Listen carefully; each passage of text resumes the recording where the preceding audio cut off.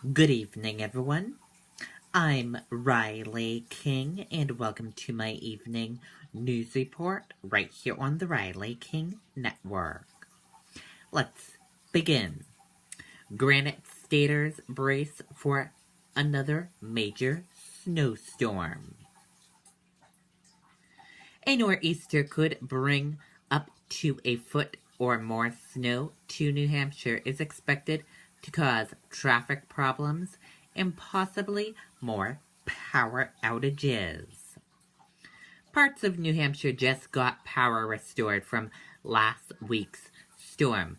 Could get hit hard again, forecasters said. Public Works departments across the state were preparing for the third nor'easter to hit the state this month. Last week, heavy wet snow caused tens of thousands of outages across the state.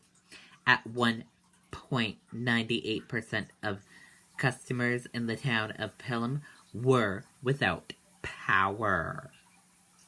Utility officials said crews were out Monday looking for tree branches that could potentially fall on power lines. They said tree damage during the earlier storm could pose a problem.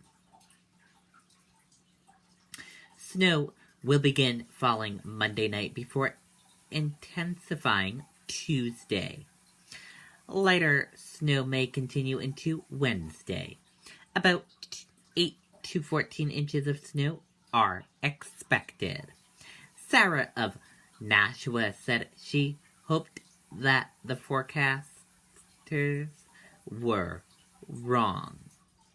Forecasters said the Monday evening commute should be unaffected by the weather, but Tuesday morning's commute will be.